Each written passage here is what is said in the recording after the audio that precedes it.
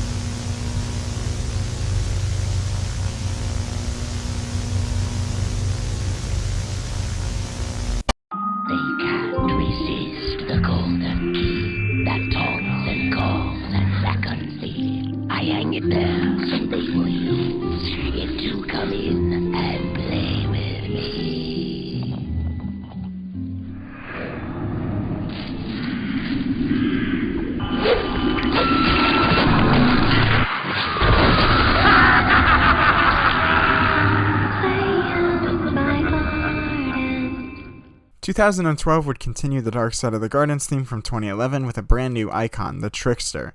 2012 would also feature a brand new haunted house, Blood Asylum. Blood Asylum would be an interesting house for Howl-O-Scream history because it would be one of the few houses to feature a themed queue line for the actual house. Now, what you were about to see has no scare actors and is just setting the mood for the haunted house itself. With swinging lights and these insane lightning effects, it is truly a testament to how talented the lighting designers were at this point of the event. I mean, just look at this. This is really scary and helps build the guest's anxiety of something to come, which never came, a scare actor jumping out. It truly shows how mood can really set the tone for your haunted house. The other new haunted house that year was Circus of Superstition 3D, of course, 3D circus-themed house with clowns and really interesting set design, but other than that, it wasn't really that special.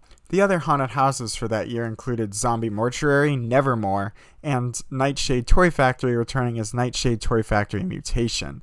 Vampire Casino also returned as Vampire Casino Condemned, this time with a flashlight gimmick, where guests would be handed these big, bulky, heavy flashlights that would cut out throughout the house. Alone also returned as the Upcharge House.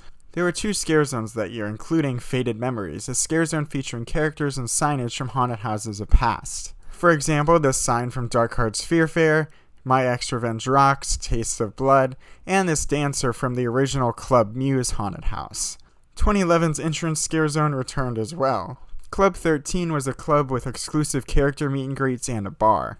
The Shop of Horrors also returned, selling merchandise for that year, but not the previous year like it has before. Shows included Fiends, which for the first time was relocated to the Desert Grill. At this point, the Stanleyville Theater was closed for refurbishment to be, well, enclosed. So they relocated the show to the Desert Grill, and because the Desert Grill is inside, they made a ton of jokes about that.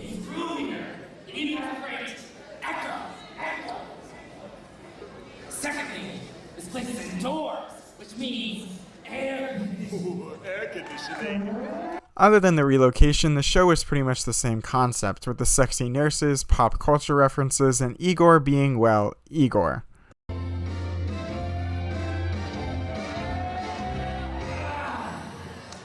Hello, everybody. Igor, what in the world are you doing?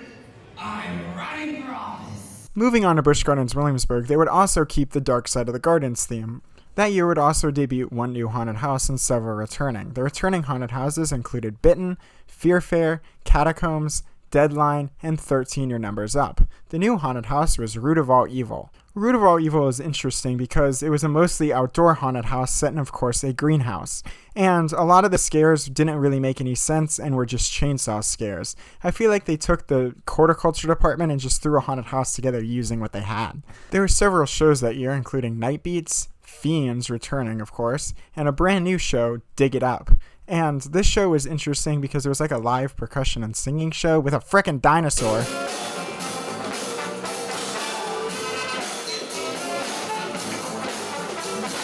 In addition to that giant dinosaur skeleton, Dig It Up also featured one of the greatest Howl-O-Scream icons of all time and the most underrated, this dancing alien. He truly comes out of nowhere and doesn't really make sense in the show because he's interacting with Roman guards and cavemen, but he is truly an icon. Moving on to Howl-O-Scream San Antonio. According to the wiki, there were 2 haunted houses that year: Jack's Haunted House, Den of the Departed, and Cajun Bayou, a brand new haunted house for that year. Shows included Shamu's Rock and Creep Show, returning once again, and Monster Stomp. As 2012 came to a close, 2013 would take 13 as an unlucky number and make it truly the core of that year's event.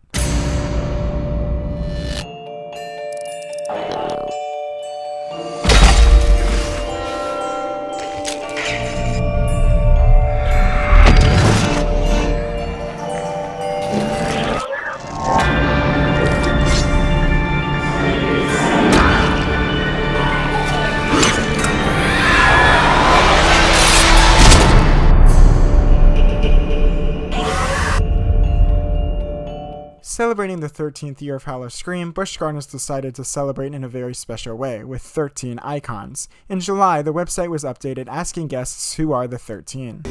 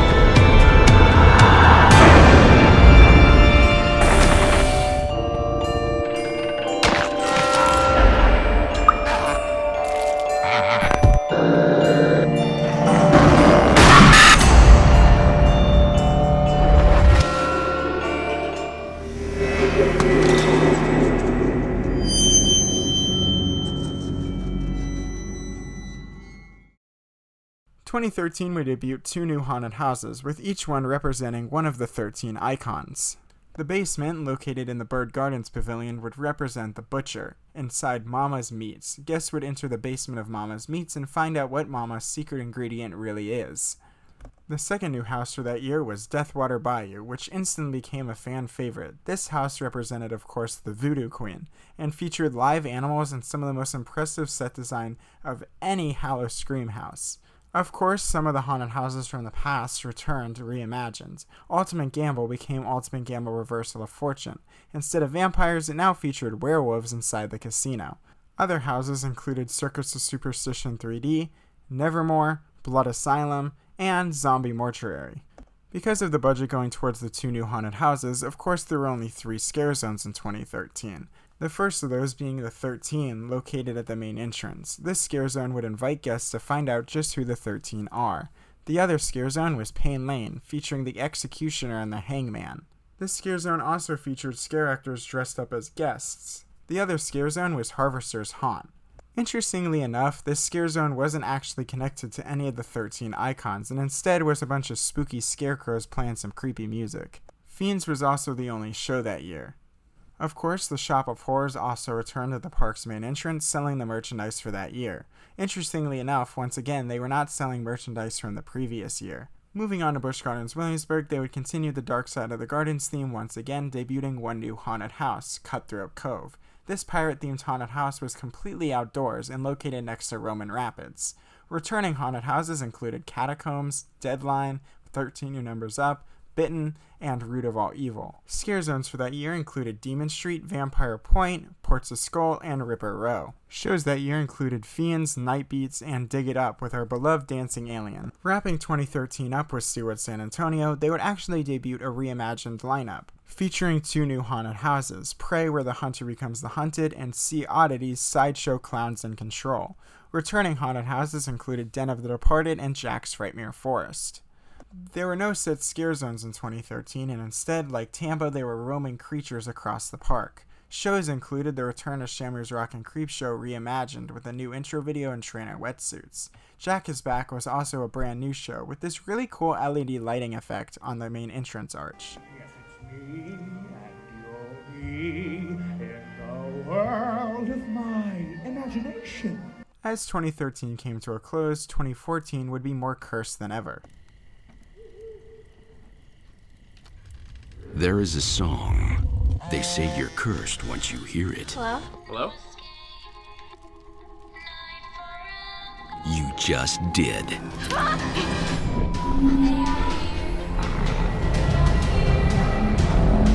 Survive hundreds of roaming creatures and dive in the dark on Falcon's Fury at Busch Gardens Howl-O-Scream. Spread the song and spread the curse. That year's event theme would of course be Cursed, featuring these weird contortionist creatures known as the Cursed Ones. 2014 would also introduce 2 new haunted houses, Deadfall, a possessed greenhouse of sorts, as well as Zombie Containment Unit 15, a super fun haunted house that was interactive and was pretty much laser tag but with zombies. The returning haunted houses included Circus of Superstition 3D, now with the Show Must Go On tagline. The other haunted houses included Blood Asylum, Zombie Mortuary, and the return of the Basement, as well as Deathwater Bayou. There was one upcharge experience known as the Experiment the Final Test. This was similar to Alone and was a more scary, intense experience. There were no set scare zones that year, instead slash mobs roamed the entire park. Shop of Horrors also returned, as well as Fiends.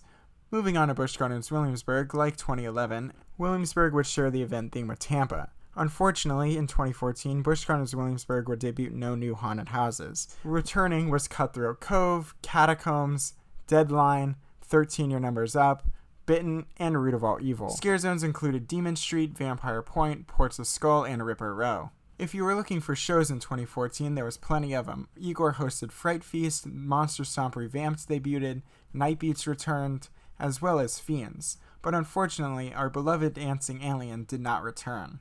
Moving on to SeaWorld San Antonio, they would also use the Curse theme, debuting a new haunted house, ICU Intensive Curse Unit. This would be located inside the Nautilus Theater and be a guided haunted house experience. There are also 4 returning haunted houses that year, including Den of the Departed Zombie Takeover, Jack's Frightmare Forest, Prey where the hunter becomes the hunted, and Sea Oddities Clowns in Control. The 5 scare zones for that year included Psychopath, Ports of Skull, Sideshow Row, and Demon Street, as well as Vampire Point. Vampire Point was unique because it would be connected to a highly themed bar, Bloodthirsty, which would feature live animals.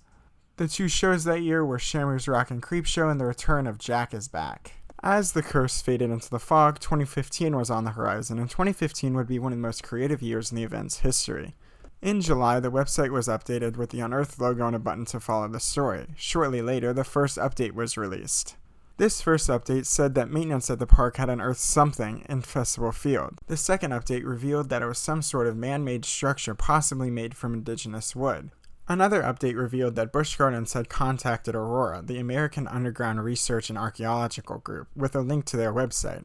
This website is where guests would be able to find the updates from here on out. As you can see, Busch Gardens was going all out with this marketing campaign, and it would only get better from here with the first video being released. During construction at the Busch Gardens Park, workers were forced to halt digging after a surprise discovery.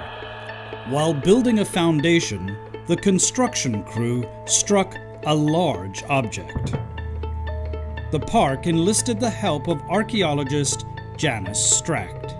The structure was thought to be over 200 years old, made mostly of indigenous wood. Our best guess was we were dealing with a mausoleum or a burial structure. Ground-penetrating radar uncovered something disturbing. All the indications were it was a house. But who buries a house? The update released in tandem with the video helped summarize the story in that a house had been discovered buried under Festival Field, and that Aurora was going to continue investigating. Janice Stracht and Dr. Bill Waldron from American Underground Research Archaeology were brought in to lead the excavation. We constructed a 40-foot pit strategically placed where we believed the door of the home was at. We had to pump a lot of water out because the structure was actually lodged right above the water table. Now, as we began to excavate, we noticed several objects that began to give us clues as to what was buried below. There's a local legend about a mysterious woods woman named Scarlet. She and her husband were healers of sorts that lived deep in the woods. When illness struck, the townspeople would seek them out for their unorthodox practices. One day, while under their care, a woman died. The townspeople claimed that they were dabbling in the dark arts. They found Scarlet's husband and they murdered him. And they even fed his eyes to the ravens. Many people say that Scarlet turned to magic for revenge, using casting cards to summon evils and torment the townspeople. She even stitched together devious minions that listened to her evil commands. Well, ultimately, the townspeople trapped Scarlet inside of her home and they buried her. Now, these are just stories. They're mere myths. But the only way to find the real truth is to get inside of the place and to take a look for myself. Bill, they're ready at the drop site.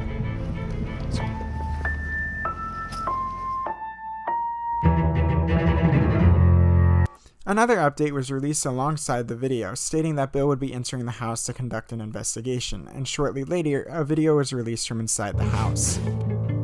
It was decided that Dr. Bill Waldron should enter the house.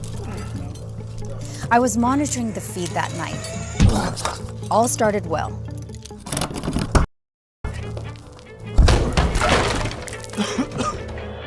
What we saw was amazing. The interior of the house was miraculously preserved. It was impossible. We lost radio communication first. You're breaking up. We lost this. And then the video cut out. We've lost visual. Bill, can you hear me? Static. I felt the dark energy right away. Hello? Someone there? What happened next? Stories were true. You can't let people in here. This house needs to be shut down. Another update was released containing photos of the inside of the house, but it seems like they were hiding something.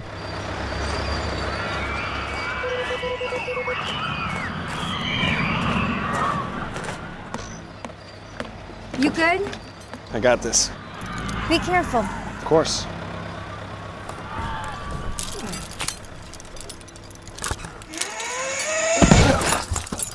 Janice, I'm down. You copy? Okay. The structure is very likely to be unstable. It may collapse. Going in.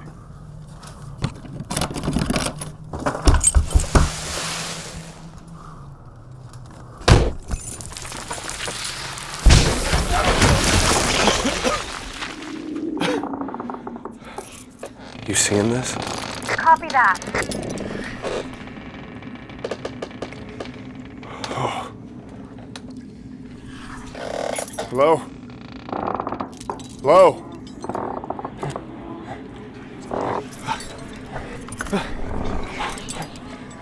Someone there?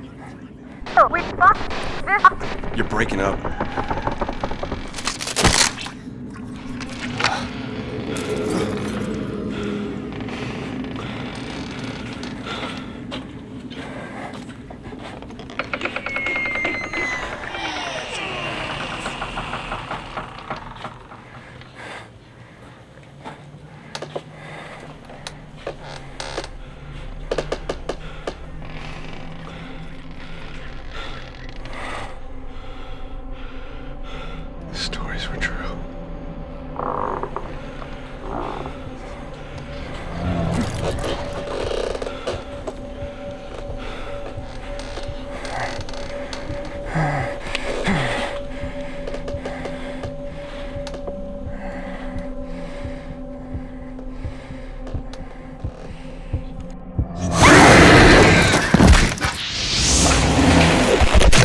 experience the new Unearthed House from the producer of the Blair Witch Project, now at Busch Gardens Howl-O-Scream. Bill quote-unquote leaked the real video, with more photos of the inside of the house being released alongside of it. It seemed like Aurora was hiding something, and shortly later a fourth update was posted. And then I saw the body. I saw her. I saw the woods woman. I have the utmost respect for Dr. Waldron, but we never found any evidence of a human corpse. I don't care if you don't believe me. I don't care if you think I'm crazy, but I saw her. This house needs to be closed up for good before it's too late. This is living history with true scientific value. We can't just throw some dirt over it and forget about it. This needs to be seen. It's perfectly safe. We disturbed something. Something evil.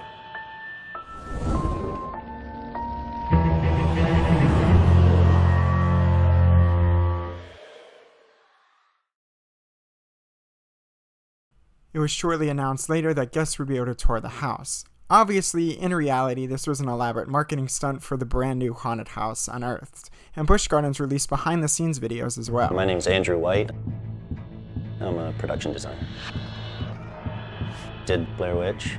Last year I did Goosebumps with Jack Black, which was a lot of fun. Design starts with me with the story, with the script. I base everything on that. Stories are true. The entire art department did a tremendous amount of research. The realism of something like this is when you walk into the space, you experience the space, you have to feel like you're actually underground. Janice, I'm down. You copy? It takes a certain type of artist. The whole team was amazing. The project that we shoot is one thing, but then knowing that it's going to survive through the parks and continue is a really cool thing. I think this goes beyond what Howl-O-Scream's done in the past. First of all, the story is integrated in the haunted house itself. So you're going to be able to come right in and experience the storyline directly that we've created for you. You're going to be a part of it. Busch Gardens was clearly proud of the work and effort that had gone into this insane marketing campaign. My name is Barry Anderson, and I'm a special makeup effects artist. Through the years, I've been worked on many films in the area, and a lot of interesting projects. Jeepers Creepers, George Romero's Day of the Dead. Yeah, some of them are cult films. We've created a real buzz going on here already, and I know that when people see this, they're going to be like, wow. What's new about this year? I think the fact that we set the bar higher. This year kind of brings up another level with the whole taking the icon into a whole house experience. I think she's very effective in how she appears to represent not only the event, but the whole idea of Halloween, if you will. There's a lot of people who really enjoy getting that fright, and I'm one of them.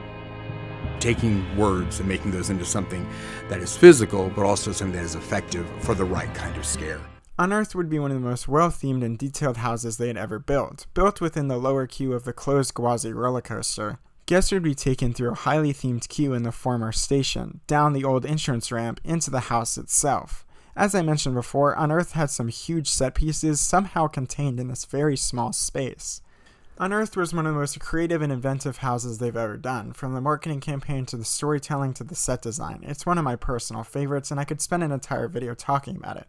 But of course, there were other haunted houses that year, such as Deadfall, The Basement, Deathwater Bayou, Zombie Mortuary, Circus of Superstition 3D, and Zombie Containment Unit 15. There were no scare zones that year, and the only show was Fiends. Busch Gardens Williamsburg would also adapt the Unearthed theme, placing their version of the house in the former simulator building of Corkscrew Hill. This house is often given the reputation of being bad, and I can kinda see why. Its heavy use of the screens recycled from the Europe in the Air attraction is pretty weird and doesn't really work in my opinion. But it's creative, I guess. Returning haunted houses for that year included Cornered, Lumberhack, Cutthroat Cove, Deadline, Catacombs, and Bitten. The 5 scare zones from that year were the same as previous years, including Demon Street, Vampire Point, Ports of Skull, Ripper Row, and Wendigo Woods. The 2 shows that year included Fiends and Monster Stomp on Ripper Row. Moving on to SeaWorld San Antonio, they would also adapt the Unearthed theme in a more creative way. also placing their house inside a closed attraction, the former queue of the Texas Splashdown Log Flume, which has now become the queue for Catapult Falls. SeaWorld San Antonio's version of Unearthed Scarlet's Revenge would be interesting because it was an outdoor and indoor house that got really creative with the scenes. They were just as elaborate as Tampa's because of the large queue buildings that they had from Texas Splashdown. It also incorporated more of an underground feel, which I honestly kinda like. And like all three versions of this house, it contained a Scarlet scare actor at the end of the house. I honestly think this is the second best version behind Tampa's because of its creative use of the space and set design. Returning haunted houses for this year included ICU Intensive Cursed Unit, Seaside Oddities Clowns in Control, Jack's Frightmare Forest, and Prey the Hunter Becomes the Hunted. Scare zones for 2015 included Psychopath, Vampire Point, Dark Souls, Hunter's Hangout, and Gypsy Row. Shows for that year included the return of Shamu's Rock and Creep Show and Jack is Back. As 2015 came to a close, 2016 would be an evil encore of sorts. Old Mr. Carver always strived to make his dolls look so alive. The dolls performed, the crowds they cheered, till all those people disappeared. Howl-O-Scream is back at Busch Gardens with more new scares than ever. There would be 2 new haunted houses in 2016, one of those being Motel Hell.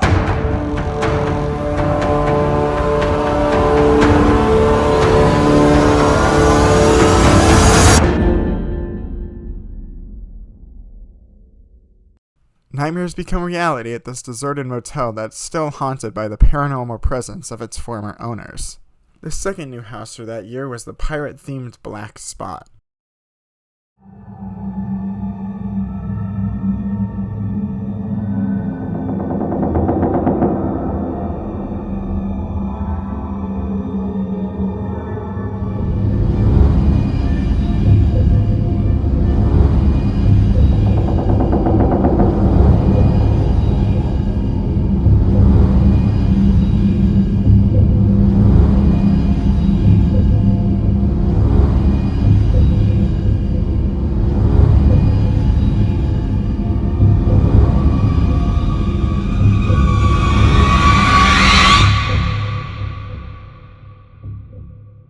Located in the Orchid Canyon building near Tidal Wave, set on the fictional Blood Island, Black Spot would feature one of the largest facades in Howl-O-Scream history.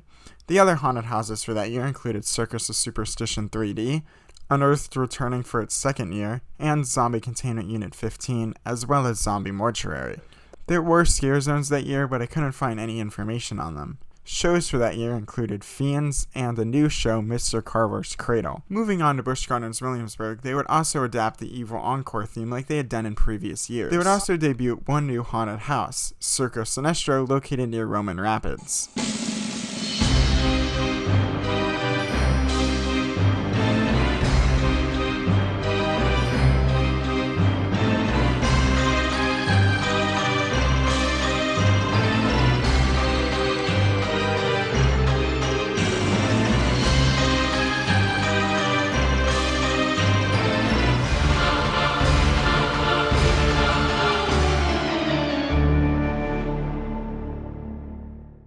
This house quickly became a fan favorite because of its creativity. Instead of the normal circus killer clown approach, they decided to go for a sideshow theme and make each tent in the outdoor haunted house themed to an individual sideshow attraction. Other haunted houses that year included Cornered, Lumberhack, Deadline, Catacombs, and Bitten. There was one new scare zone in 2016, which was Sideshow Square. This scare zone was located in Festa Italia, and was right outside Circo Sinestro, which means it connected to the haunted house. Returning scare zones included Demon Street, Vampire Point, Ripper Row, and Wendigo Woods. Shows for that year included Fiends and Monster Stomp. Moving on to SeaWorld San Antonio, they would debut one new haunted house, Carver's Cradle. I find it odd that since all three parks debuted a new house in 2016, they didn't all use this concept because the event theme was Mr. Carver, so I have to give SeaWorld San Antonio credit for doing this concept. Unearthed Scarlet's Revenge also returned, as well as ICU Intensive Cursed Unit, Seaside Oddities Clowns in Control, Jack's Frightmare Forest, and finally Prey. Scare zones for that year included Demon Street, Shadow Street, Werewolf Alley, Hunter's Hangout, Psychopath, and the return of Vampire Point. The two shows that year were two returning favorites, Chambers Rock and Creep Show and Jack is Back. As 2016 came to a close, 2017 would be an interesting year as the parks would no longer share their event theme.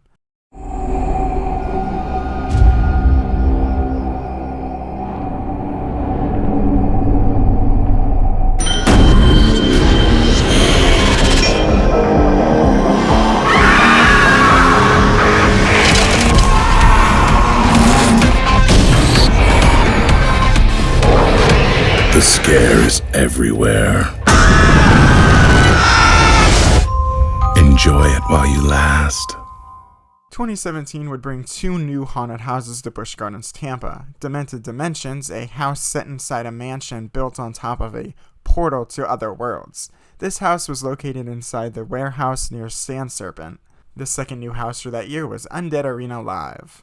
Now, this house was very interesting. Located in Festival Field, this house would be very unique for multiple reasons. Located in a post-apocalyptic game show, this house was interactive. Well, sort of. Guests would be able to choose multiple paths at the beginning of this house, winding through smoke and zombie-filled hallways with loud and startling noises. It made guests feel disconnected from their parties, and was a really creative idea.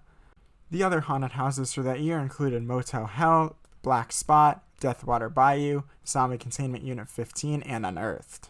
Scare zones for that year included Class Deceased, Meat Market, Carney Camp, Wasteland, and Playground. Moving on to Busch Gardens Williamsburg, their event would continue the Evil Encore theme and debut one new haunted house. As some of you may know, in 2017, the beloved dark ride Curse of Dark Castle closed. Busch Gardens took this opportunity to construct a haunted house inside the layout.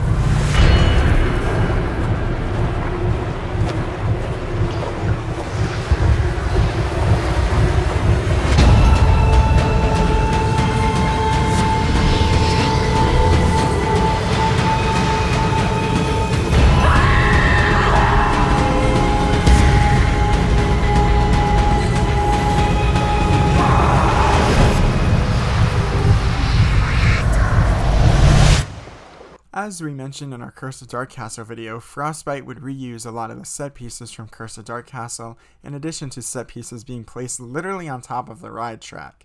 A lot of the screen elements were reused as well, which helped enhance the house, I guess, but like Unearthed, didn't really work in the house's favor. I feel like a lot of people didn't like this house because it closed Curse of Dark Castle, a beloved dark ride. The other houses featured that year was Unearthed, Circo Sinestro, Cornered, Lumberhack, Deadline, and Catacombs, as well as Bitten. The shows that year included Monster Stomp and Fiends. Moving on to SeaWorld San Antonio, their haunted houses would be Dark Side of the Gardens, Carver's Cradle, ICU, Prey, and Unearthed Scarlet's Revenge. Their scare zones would include Demon Street, Shadow Street, Werewolf Alley, Hunter's Hangout, Psychopath, and Vampire Point. And shows included Shammer's Rock and Creep Show and Jack is Back. Moving on to 2018, the two new haunted houses that year included Simon's Slaughterhouse replacing Undead Arena Live, and Insomnia replacing Zombie Containment Unit 15. Well, not technically a new house, Unearthed was updated and refreshed with the Search and Survive tagline, where guests were given interactive flashlights similar to Vampire Casino. Deathwater Bayou was also similarly updated, now with the tagline Death of the Queen. Other haunted houses that year included Black Spot and Motel Hell. Scare zones for that year included the return of Meat Market, Maniac Midway, Hell on Wheels, Deadly Toys, and Camp DOA. Shows for that year included Fiends. Moving on to Busch Gardens Williamsburg, they would celebrate 20 years of fear this year.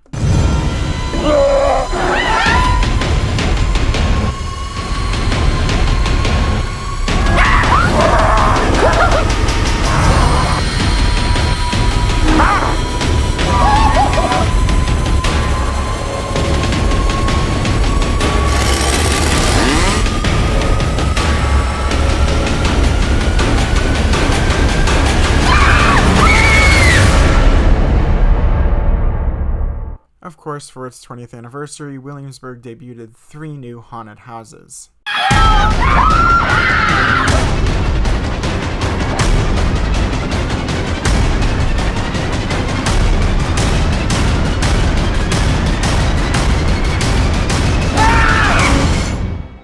The first of these new haunted houses was Demented Dimensions, imported from Busch Gardens, Tampa into the now gutted Curse of Dark Castle building alongside Frostbite. The second of these new haunted houses would also be placed inside a closed attraction within the Drachenfire station.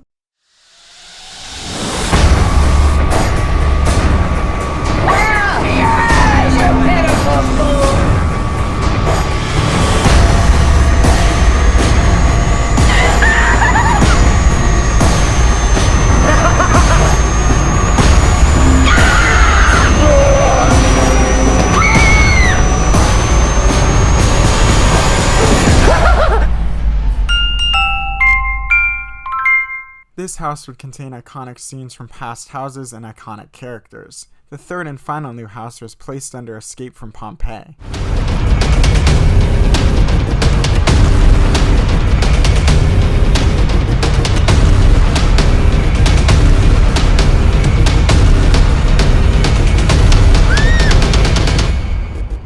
In addition to those three new haunted houses, returning haunted houses included Circo Sinestro, Cornered, and Lumberhack. Scare zones for that year included Axe Alley, Fool's Court, Garden of the Souls, Ripper Row, Sideshow Square, and Vampire Point. In addition to the iconic scare zones and houses, Busch Gardens Williamsburg attempted something new: escape rooms. The escape rooms included Jack's Twisted Terror and Grave Obsession. These were upcharge experiences. The three shows that year included Monster Stomp on Ripper Row, Fiends, and Night Beats Revamped. Moving on to SeaWorld San Antonio, they would debut one new haunted house in addition to returning favorites such as Dark Side of the Gardens, Carver's Cradle, Unearthed Scarlet's Revenge, ICU Intensive Cursed Unit, and the brand new house, Zombie Horde. There were three shows in 2018, including the return of Monster Stomp, now similar to Busch Gardens Williamsburg's concept with Jack the Ripper instead of the jungle theme. It kept the knife drumming part and the dancing skeletons, but the music choices were completely unique to the park. Jack is Back and Shamrock's Rockin' Creepshow also returned. As 2018 came to a close, in 2019, Busch Gardens Tampa would also celebrate 20 years of fear. To hold back 20 years of unspeakable horrors, gates must be strong, they must be secure, and they must be locked. All hell is breaking loose at Busch Gardens Howl-O-Scream, with new scares everywhere. You've never screamed anything like it. Tickets start at just $39.99. Howl-O-Scream, only at Busch Gardens. Unlike Busch Gardens Williamsburg, Busch Gardens Tampa only debuted one new haunted house, The Residence. Located in the building behind Sand Serpent, this house would be themed to an evil family that invites people into their home and sacrifices them. Also, fun fact, the house was inspired by houses in the Tampa Bay and St. Pete area. Other haunted houses that year included Motel Hell, Infestation, Deathwater Bayou, Wrath of the Queen, Insomnia, Patient's Revenge, The Black Spot Bloodshed, and Simon's Slaughterhouse. Scare zones for that year included First Fright at the park's main entrance, featuring icons from the past 20 years of the event. Other scare zones included Meat Market, Maniac Midway, Hell on Wheels, Deadly Toys, and Camp DOA. Two new scare zones included Little Nightmares and The Shortcut, located near the Skyride. There was only one show that year, and it was the return of the fan-favorite Fiends inside Dragonfire Grill. Moving on to Busch Gardens Williamsburg, they would celebrate their 21st anniversary.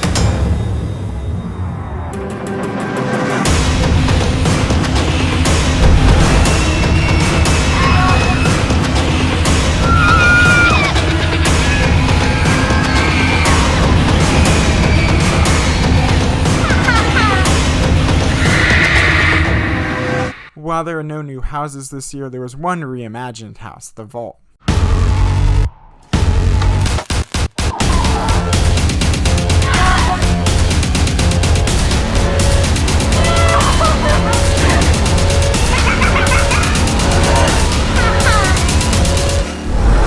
The Vault would be overtaken by Jack. Other haunted houses included Demented Dimensions, Frostbite, Dystopia, Circo Sinestro, and Lumberhack. The scare zones were the same as they were in the previous year, and shows included Monster Stomp, Jack is Back, and Night Beats. The two escape rooms also returned Jack's Twisted Terror and Grave Obsession. Moving on to SeaWorld San Antonio, they would see some big changes come to the event, mostly because of the construction of the brand new wooden coaster Texas Stingray. This coaster actually replaced the former area occupied by Jack Stripemere Forest, so they constructed a brand new warehouse next to the coaster for a new haunt, Milton Creek Manor. This house would feature animatronics, puppets, and projection effects. Returning haunted houses that year included Carver's Cradle, Unearthed Scarlet's Revenge, and Zombie Horde, with scare zones including Zombie Zone, Ripper Row, Vampire Point, and Shadow Street. Shows for that year included the return of Monster Stomp and Shamu's Rock and Creep Show. As 2019 came to an end, we didn't know what kind of year 2020 would be, but we all know it was a very tough year for all of us. Because of the indoor restrictions and mask mandates, Howl-O-Scream couldn't do haunted houses, so they had to get creative and decided to do all scare zones instead of canceling the event outright like Halloween Horror Nights did, which was probably the safer option in hindsight. There were 4 new scare zones introduced in 2020, like in Landing, a one-way scare zone that acted like a mini haunted house located in Jungala. In a similar fashion, the Shortcut, located in Stanleyville, was also a one-way scare zone, with a lot of recycled props, such as the statue from Dark Side of the Gardens and this coffin from Deadwater Bayou. The Junkyard was the final new scare zone that acted like a haunted house, and also featured a lot of props from past houses and scare zones. The final and 4th new scare zone was the Escape. Of course, several scare zones from the past also returned to help support the event, which was Little Nightmares, Deadly Toys, Hell on Wheels, and First Fear, as well as Maniac Midway. Fiends also returned with a lot of COVID jokes. Williamsburg and San Antonio canceled their events. As 2020 came to an end, 2021 would return to normal.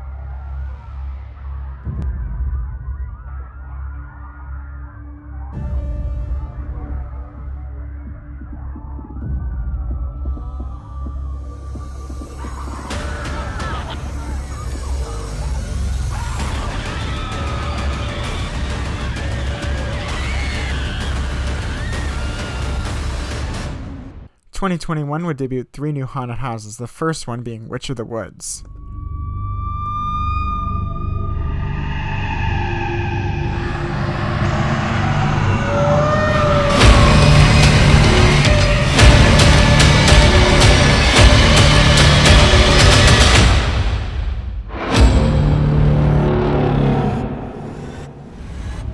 Unfortunately, Witch of the Woods would replace Motel Hell, a fan-favorite house, but Witch of the Woods would not be an unworthy replacement. Witch of the Woods is in fact one of the longest houses in Howl-O-Scream history, lasting at over 8 minutes long. This takes up the entire former Panda building, which is gigantic, and Motel Hell, in fact, only took up half of this building originally. But Witch of the Woods wasn't the only new haunted house, and like Unearthed, I could spend an entire video talking about this house alone. The other new house for 2021 was Cell Block Zombies.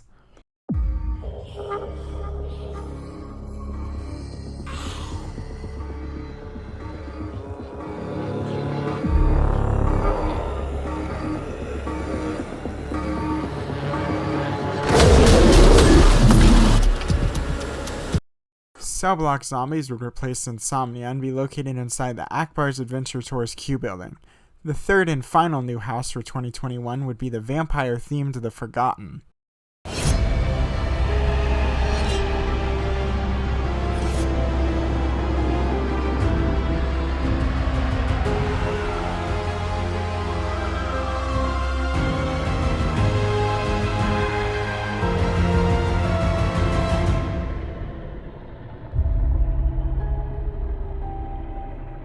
The Forgotten would be a very interesting house because it used the music from Blade, which I feel like would be offensive to vampires, but that's just my opinion. The 4th new-ish house was the Deathwater Bayou rebrand.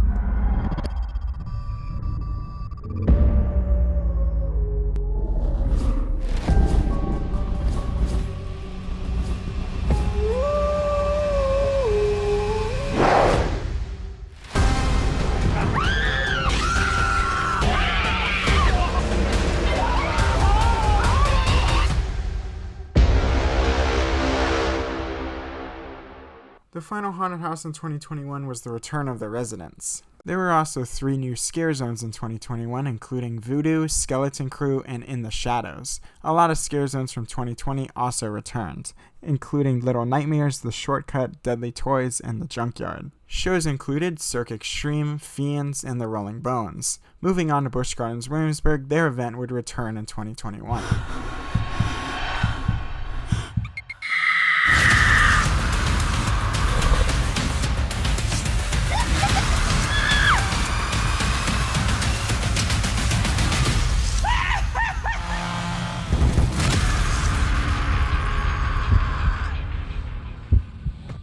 Busch Gardens Williamsburg would debut 1 new haunted house in 2021, but first we must flash back to early 2021 when they filed permits to construct a brand new outdoor maze. Located behind the Drachenfire station, this house would be on an elevated platform in the backwoods, and soon it was revealed what kind of house it would be. Busch Gardens Williamsburg would also debut their own version of Witch of the Woods.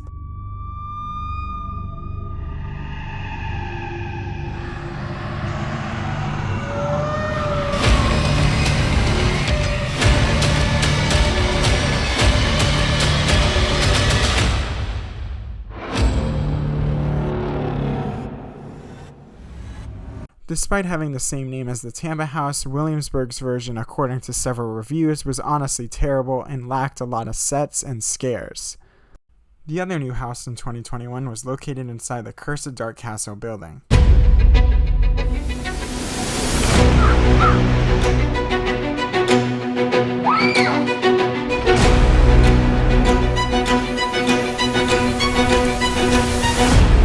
Nevermore would obviously be themed to the twisted works of Edgar Allan Poe. The third and final new house would be located inside the Simulator building.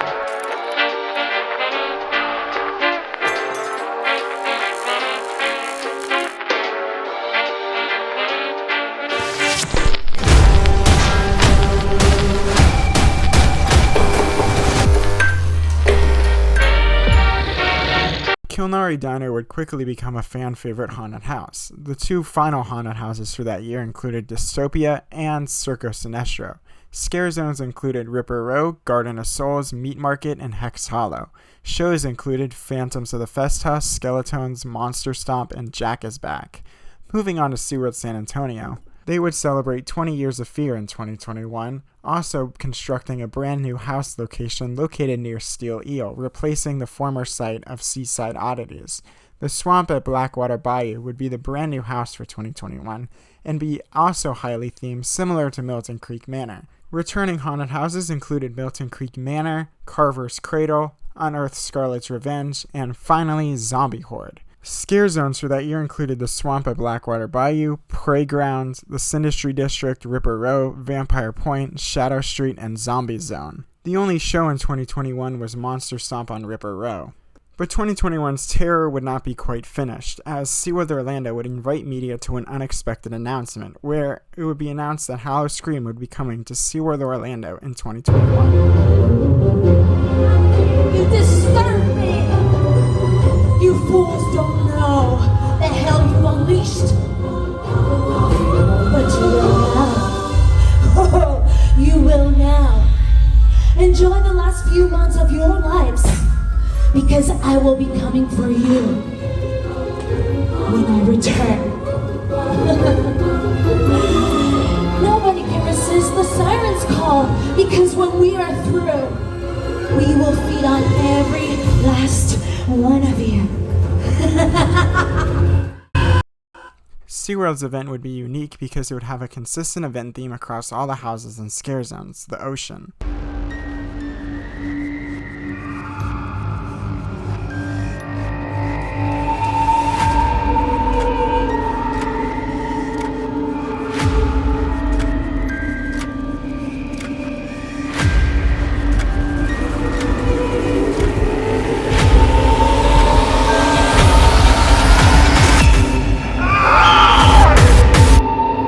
Dubbing 2021 as the inaugural fear, they would introduce 5 brand new icons, the Sirens. Now, the Sirens concept changed multiple times before the actual start of the event.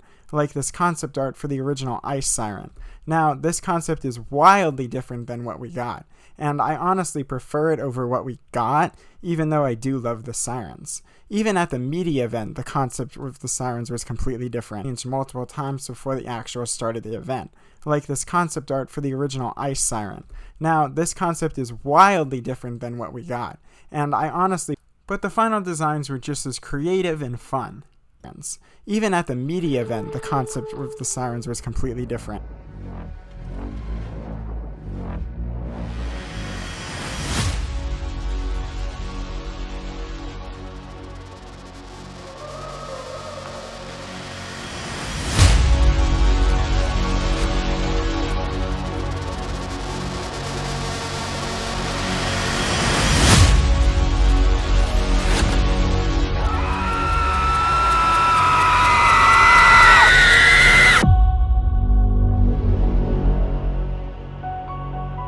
The 5 sirens would include Hex, Darkness, Flame, Frost, and finally, Scratch. Now when it came to haunted houses, SeaWorld did something creative, revealing each one through teasers on the website, such as this igloo one, which would be for Beneath the Ice, located in Wild Arctic.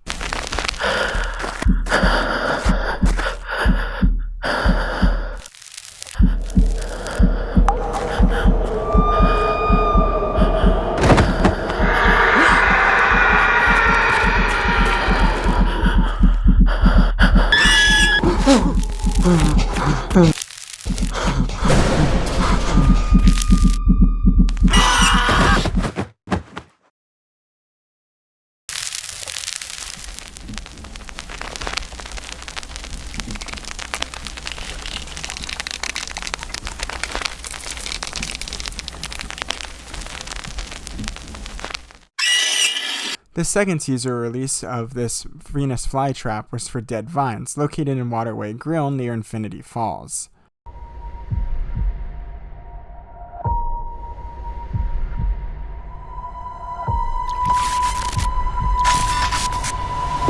The second teaser release of this Venus flytrap was for Dead Vines, located in Waterway Grill near Infinity Falls.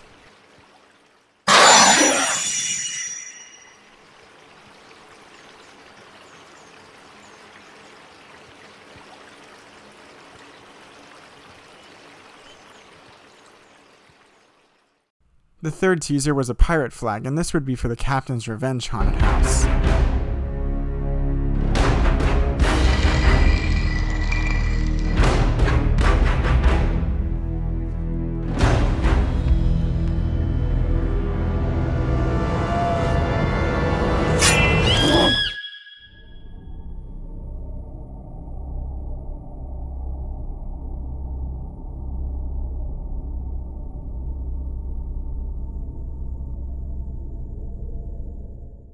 The final teaser symbol for haunted houses was this lighthouse and was revealed as Water's Edge Inn. This voodoo doll was for the Witchcraft Bayou Scare Zone. This pickaxe was for Frozen Terror. This sinking pirate ship was for Sea of Souls. And finally, this camping tent was for Deadly Ambush. Even the bars for that year were released through teasers. This wine glass covered in vines was for Poison Grotto, located in Waterway Grill. This skull and crossbones was for Longshoreman Tavern, located at the Sharks Bar. This button symbol was interestingly for Tormented, which was that year's interactive bar. Even the bars for that year were released through teasers. As I've mentioned, they had to get creative where to put these haunted houses. Dead Vines was placed in the extra seating area of Waterway Grill, Captain's Revenge in a storage building, Beneath the Ice located in the queue for Wild Arctic, and Water's Edge Inn in the camp pavilions. And even shows were teased. This Medusa symbol ended up being Siren Song, and this knife ended up being Monster Stomp Slasher Alley. Now, breaking down the event as if you were visiting it, you would walk through the main entrance arch near the camp pavilions, walk across a bridge near Icebreaker. Behind Bayside Stadium, you would encounter Frozen Terror, the first scare zone of the event. This was a zombie-themed scare zone. And then you would encounter the first haunted house, Water's Edge Inn. Themed to a haunted seaside hotel, this house was my least favorite in 2021 because it didn't really connect to the core theme of the event or feature any of the sirens. It was also a pretty short house being put in one of the smaller camp pavilions. After exiting Water's Edge Inn, you would come across the second haunted house, Beneath the Ice Terror at Base Camp Aurora. Yep, the same Aurora from Unearthed. This house would be a bit better and be located in the wild Arctic queue and actually feature one of the sirens, Frost. Now, after exiting beneath the ice, you would be directed around the left side of the Orca Stadium through Deadly Ambush, a Bigfoot-themed scare zone. The third haunted house you would come across would be Captain's Revenge, and if that facade is familiar, it's because a lot of the set pieces in this house were recycled from the Black Spot. But that doesn't mean this house wasn't still a lot of fun, because you don't really get a lot of pirate-themed haunted houses, and it's such a unique and fun concept. Scare zone. The third haunted house you would come across would be Captain's Revenge, and if that facade is familiar, it's because a lot of the set pieces in this house were recycled from the Black Spot. But that doesn't mean this house wasn't still a lot of fun, because you don't really get a lot of pirate-themed haunted houses, and it's such a unique and fun. After exiting Dead Vines, you would come across the third scare zone, Witchcraft Bayou. After traveling through Witchcraft Bayou, you would come across the final scare zone, Sea of Souls.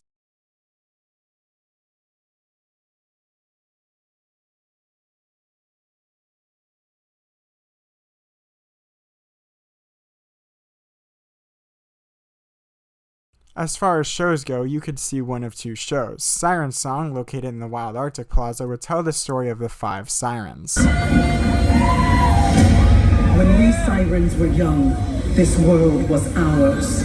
We would bring entire ships to the ocean floor and devour all aboard. And it wasn't our calls that brought them to ruin. It was their screams that drew us in. We ate, gorged ourselves on the weakness of men, and then we slept. We have remained below the water's edge, letting you grow and become plump and content with the world. And now that we have returned to feast, what have we found? A changed world. The water, the source of all life. You have tried to take it from us. You have poisoned it. Abused it. You are not fit. And we will have our revenge. No one can resist the siren's call.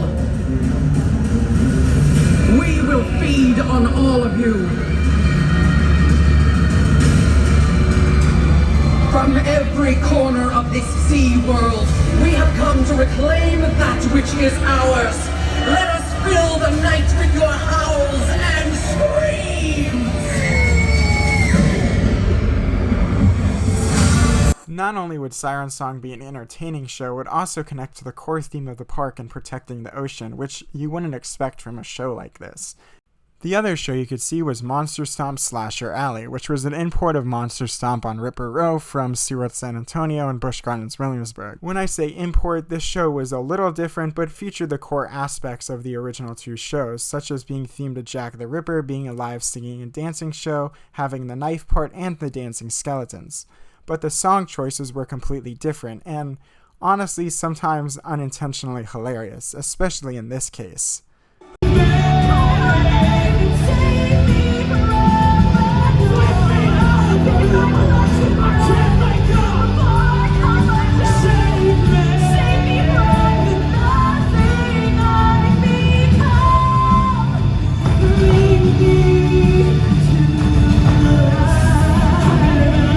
This had to be self-aware because the other song choices are just as wild.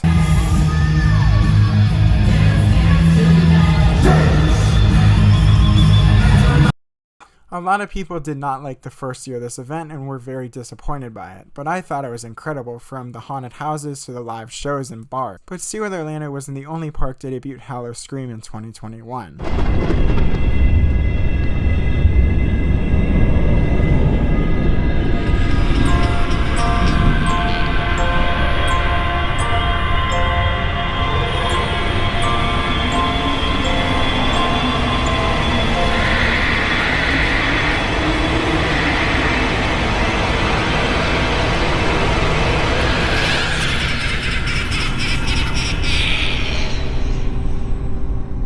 Yep, that's right, even SeaWorld San Diego debuted Howl-O-Scream in 2021. Their haunted house lineup was unfortunately a lot of recycled houses from Tampa, starting with Simon's Slaughterhouse. Yep,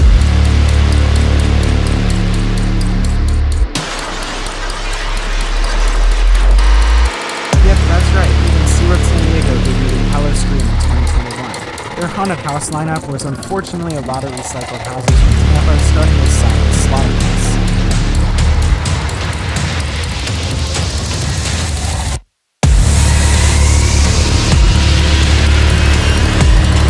The second house they had was Nightmare Experiment.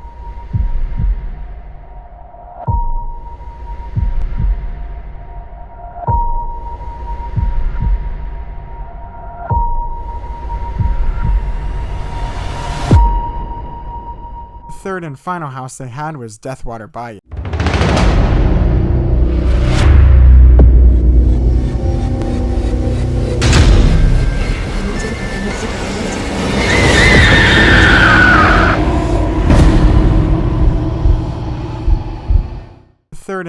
There were more scare zones than haunted houses in 2021, 6 to be exact, including Deadly Toys, First Fright, Graveyard, La La Lorna, The Sirens, and The Hauntings. There were also 2 shows you could see in 2021, The Vampire Circus and Beta 7 Rock Concert, which didn't really make any sense at the event. Moving on to 2022 would be an interesting year for the event. Howl-O-Scream is back at Busch Gardens, Tampa Bay. With all new scares and heart-dropping thrills, there's no escaping the terror. Get Howl-O-Scream tickets as low as $44.99.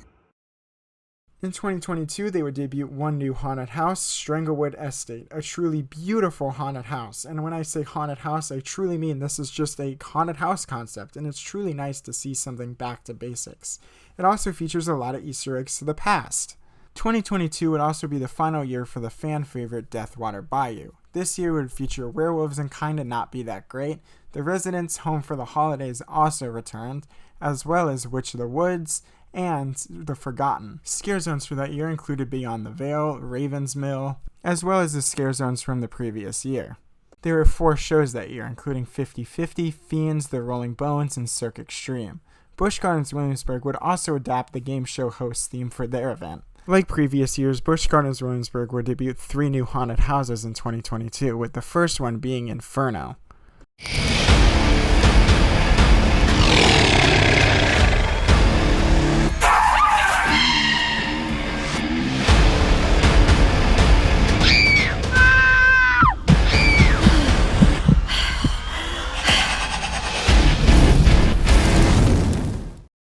Like Witch of the Woods, Inferno was apparently a laughably bad maze with a lack of scares and cheap set design. The other new haunted house for that year was an import from Busch Gardens, Tampa, replacing Circo Sinestro. It was Deathwater Bayou.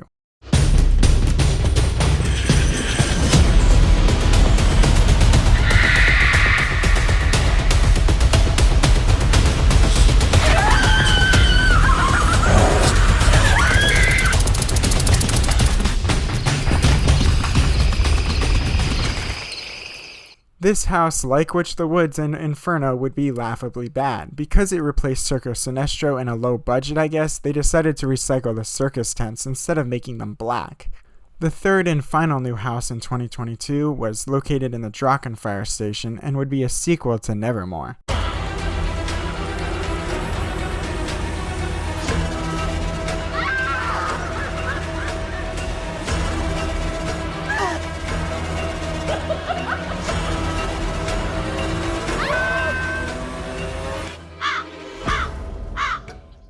Relocating the house from the Dark Castle building to the Drachenfire Station allowed them to continue the story of Nevermore and take guests into the darker world of Edgar Allan Poe's stories. Finally, 2 more haunted houses returned from 2021, which was Witch of the Woods and Kilnari Diner. There were also 3 new territories that year, including Dead Ahead, Gorgon Gardens, and Scary Tale Road. Returning scare zones included Meat Market and Ripper Row. There were 4 shows that year, including Jack is Back, Monster Stomp on Ripper Row, Phantoms of the Fest House, and finally Skeletons. Moving on to SeaWorld San Antonio, their event would get overhauled, now introducing the Sirens as icons like SeaWorld Orlando. They would also develop a brand new haunted house based off Journey to Atlantis. Funny enough, like the ride, the haunted house went through several different design changes throughout its development, with a lot of concepts being pitched, such as this Leviathan theme, and a house theme to mer-monsters. But the final house would be located near Journey to Atlantis and be called Atlantis the Cursed Chasm. As I mentioned in the Atlantis video, this house was not very good, so we're just going to skip it and move on to their second new for 2022 house, Disassembly Line. This house was a lot better than Atlantis and would take guests into a, well, factory that I guess chopped up humans and made them half robot, half machines. In addition to those two new haunted houses, several favorites returned, such as the Swamp at Blackwater Bayou, Milton Creek Manor, and Carver's Cradle, and finally Zombie Horde. Scare zones and shows were the same as the previous year. See Where Orlando's event would return for its second year, bigger than last year.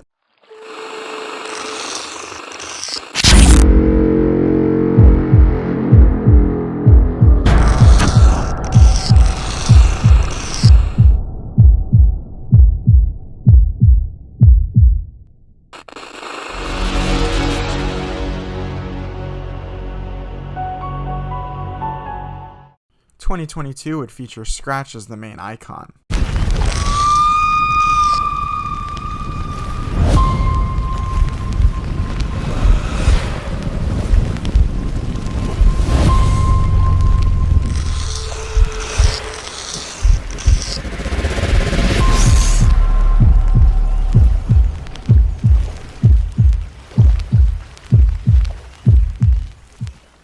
With the tagline, "We're just scratching the surface," SeaWorld Orlando would debut two new haunted houses, one of those being Blood Beckoning, located inside the former pizza restaurant. This house was very confusing as you went from a bookstore into a kitchen into the restaurant's actual freezer because they didn't gut the building. The house ended with an encounter with Scratch herself. The second new house replaced Water's Edge Inn and was located in the same camp pavilion and was Siren of the Seas, a haunted ship-themed house. Beneath the Ice also returned in the Wild Arctic Pavilion, now ending with an encounter with Frost. Captain's Revenge returns now with the Drowned in Darkness subtitle featuring Darkness as the Siren. Dead Vines returned, now featuring Hex as the Siren within the house. Scare zones for that year included Sea of Fear at the main entrance, Frozen Terror returning, Deadly Ambush, Witchcraft Bayou, Terrors of the Deep in the Shark Encounter Plaza, a new scare zone, Cargo Carnage, and Cutthroat Cove. There were 4 shows that year, including the return of Siren Song, Monster Stomp, a brand new show Lurking in the Depths, and an Upcharge event, which was a drag show known as Lost Souls Hideaway. Themed bars for that year included the return of Tormented, Poison Grotto, Allures on the Rocks, Siren's Last Call, and Longshoreman Tavern. Moving on to SeaWorld San Diego.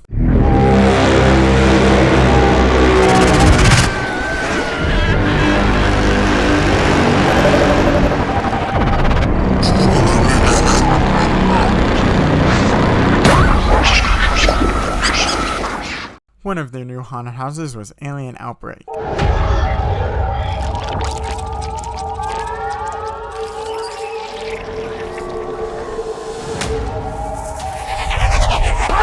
In this state, your business. They're gonna eat you alive! Watch out, please! I'm trying to warn you. Please!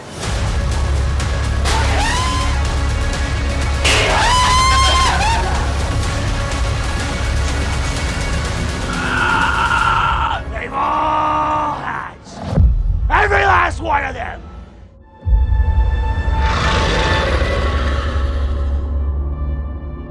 Alien Outbreak would be an outdoor maze located next to Emperor and, like the other houses at this event, would not be that great. Because it was outdoors, it didn't really feel like you were entering a military base at all, and a lot of the scare actors were just military guards instead of aliens. The other new house for this year was Circus of the Damned. Located inside the covered area of the restaurant, they honestly should have flipped Alien Outbreak in this house. Alien Outbreak would have made more sense being under the cover, while Circus of the Damned would have made more sense outside. Because this version of the house that we got is quite literally just walls. It's laughably bad. The other returning haunted houses included Deathwater Bayou, The Nightmare Experiment, and Simon's Slaughterhouse. Scare zones for that year included Clown Gauntlet, Deadly Toys, Graveyard, The Hauntings, and Sea of Souls. Vampire Circus was the only show that year. As 2022 came to a close, 2023 would introduce a brand new house at Busch Gardens, Tampa.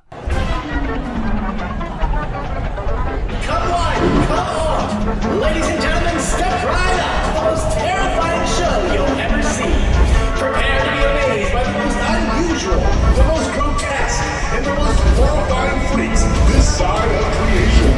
So if you dare, come witness the show that will The storyline for Circus of Fear would be that guests would stumble upon a circus deep in the woods and stumble into the backstage area and discover the demented secrets of D.H. Bagham. The set design in this house is so good, as well as the characters and the actors. Returning haunted houses for that year included The Forgotten Uprising, Witch of the Woods, The Residence Home for the Holidays, and finally Stringerwood Estate. Scare zones that year included Big Ed's Demolition Derby, Beyond the Veil, Sin City Zombies, The Shortcut, The Junkyard, and Raven's Mill. Shows for that year included Rock the Grave, a short-lived live rock show, and Cirque Extreme, as well as The Rolling Bones. Moving on to Busch Gardens, Williamsburg.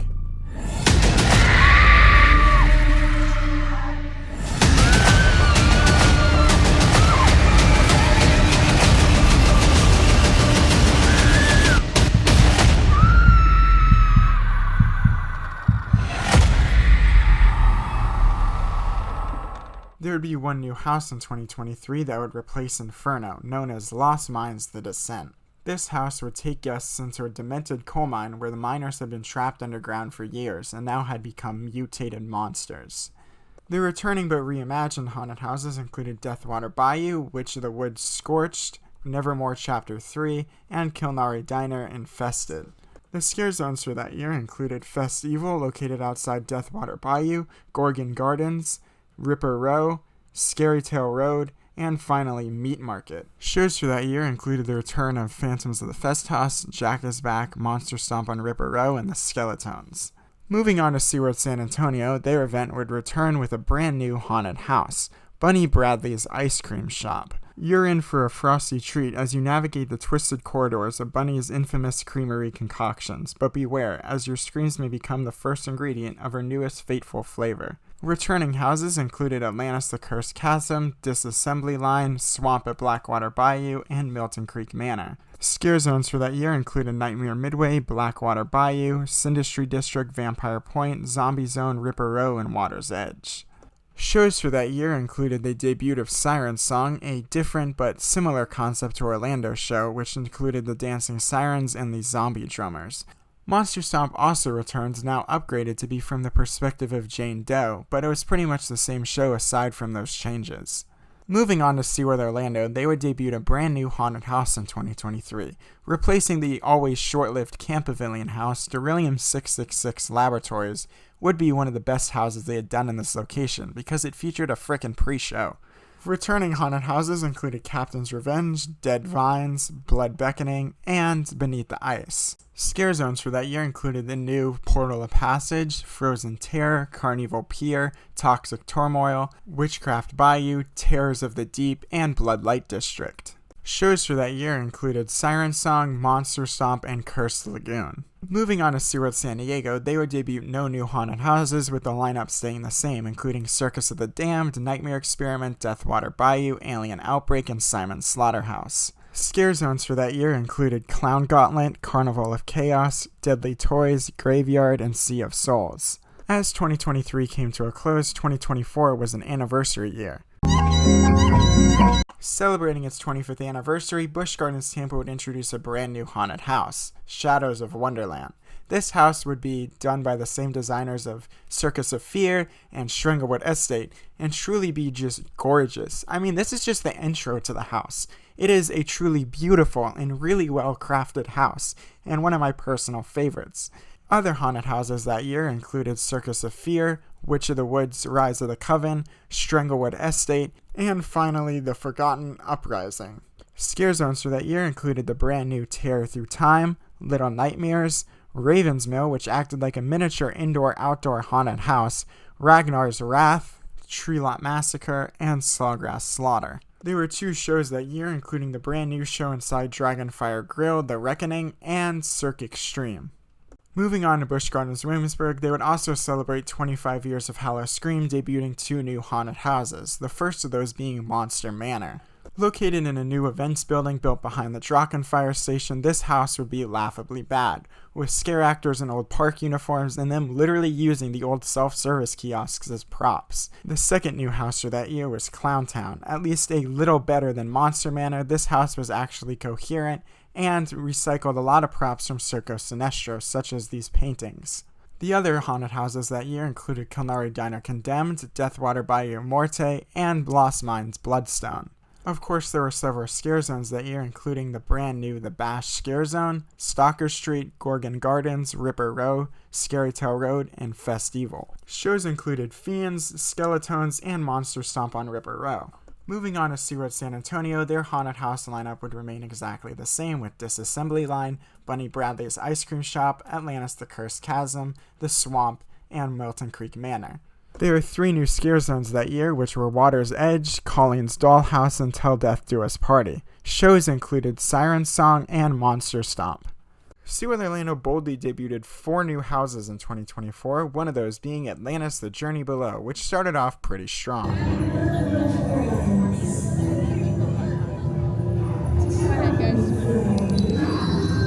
As some of you may know, I'm a huge fan of Journey to Atlantis, and even I thought this house was bad. From gothic architecture to swirling portals and garden trestles, this house made no sense at all. Honestly, it felt like this house was supposed to be a different theme, and last minute they changed it to Atlantis, adding the Star Tunnel at the beginning. It felt more like a gothic castle rather than an Atlantis-themed house. And yes, Allura did appear at the end of the house, but not many people knew it was her. Ultimate Gamble was the other new house for 2024, and started off a bit more strongly. The actual set design in this house was pretty impressive, until you got to the middle of the house and the budget clearly started to decline as blacklit walls shifted to completely black walls and the house started to get more confusing. You went from a wedding pavilion into the morgue, which didn't really make any sense, so I guess the theme was houses not making sense this year. The third new house was my personal favorite that year, Farm 51. If you're familiar with Halloween Horror Nights, you may know 1 or 2 houses each year is more of a comedy house, and I believe this is SeaWorld's version of that concept. If you went through this house, you may know that it's more lighthearted and silly, and the actors are really playing into that. The set design in this house is also a lot of fun. There's also a lot of cool effects, such as this alien projection effect and an alien coming out of a TV. The final new house for that year was Water's Edge Wellness Center, a house that actually connected to the sirens, at least sort of. This house was a basic entering a creepy hospital kind of house, but it was really inventive and kind of fun. There was a part in this house where a bunch of IV bags were hanging from the ceiling, and an actor actually scared me at this part, and I don't usually get scared in haunted houses. And, oh yeah, that connection to the sirens is a bit of a stretch because of the siren painting and the missing posters. The house doesn't directly imply it through any of the actors, but at least my guess is that the sirens are kidnapping patients, since supposedly this is a seaside hospital, which doesn't really make any sense, but at least there was an attempt made to connect it to the core theme of the event. The final house for that year was Beryllium 666 Laboratories from 2023. Of course, there were several new and returning scare zones this year, including Seeds of the Coven, Cannibal Harbor, Paradise Palms, Toxic Turmoil, Carnival Pier, and finally, Bloodlight District. Shows for that year included the return of the iconic Siren Song, as well as the fan favorite Monster Stomp on Ripper Row. Moving on to SeaWorld San Diego, their lineup was pretty much the same, with Nightmare Experiment returning, Deathwater Bayou, Alien Outbreak, and Simon's Slaughterhouse. Scare zones also remained mostly the same, with a few being imports from Orlando. But SeaWorld San Diego did receive a new show, Monster Stomp on Ripper Row, which was the San Antonio version of the show, which is honestly better. Well, we have come to the end of our 25-year Howl-O-Scream journey. I want to thank Chris Collins, Sydney Scholl, and Scott Swenson for help supporting this documentary, and you guys, the viewers. Don't forget to like and subscribe, and, leave a comment of what your favorite haunted house has been.